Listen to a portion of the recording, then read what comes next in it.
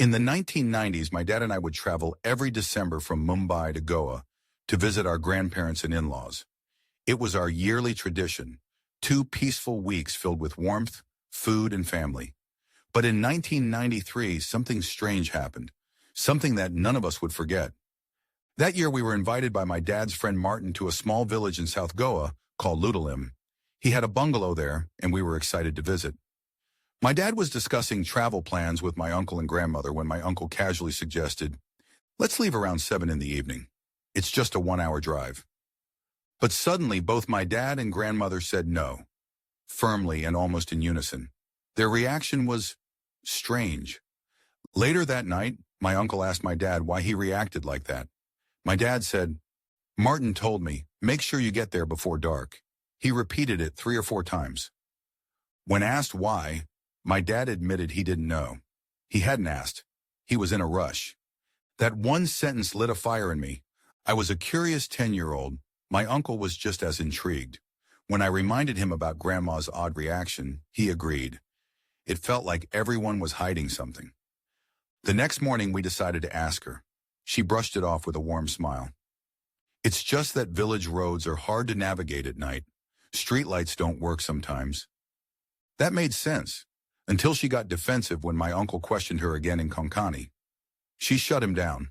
I didn't understand what she said, but her tone shifted, from soft to stern. We packed our bags, loaded the old Fiat Ambassador, no AC, unlike Dad's car, and even brought our massive Doberman along for the ride. We reached Martin's house in Loutolim, showered and cooled off from the heat. That's when my uncle sat next to me and whispered, "Grandma told me not to speak about this around you, but she also said strange things happen near Borim Bridge at night. People talk about hauntings." He checked with a few locals. The stories were real. Ghost sightings, unexplained events, things no one could explain. He laughed it off and asked if I believed in such things. I wanted to sound brave and said no, even though I was scared. Then he said something I didn't expect. "I'm going for a drive around midnight." I jumped up. "Take me too." He refused. I ran to my dad and asked casually if I could go on a drive with Uncle. To my surprise, Dad agreed, as long as we came back in an hour. I didn't even bother asking Grandma. I knew she'd say no. Around 11:30 p.m., we left. The night in Goa was eerily silent, not a soul in sight. Unlike Mumbai, the roads here were pitch black. We took the Doberman for safety. When we reached Borim Bridge, we stopped at the entrance. The bridge was long, about 5 kilometers. My uncle asked if I was ready. I nodded. We began crossing. Halfway across, the Doberman started growling and acting strange. Uncle thought he needed to relieve himself, so we got out for a break.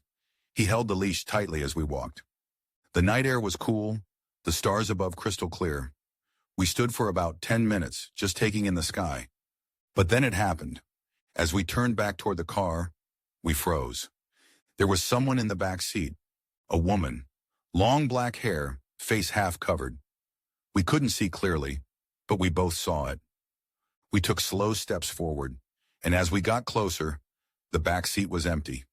Before we could speak, the Doberman started growling again, this time toward the far end of the bridge. He pulled hard, almost dragging my uncle. That's when we saw her, the same woman, standing right where we had been minutes before.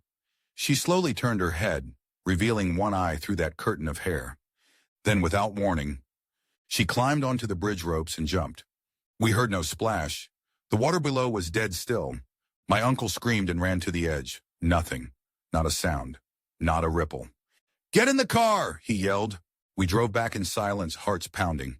The plan to finish crossing the bridge was abandoned. Neither of us spoke until we neared home. I asked, "What was that?" He whispered, "I don't know, and I don't think I want to."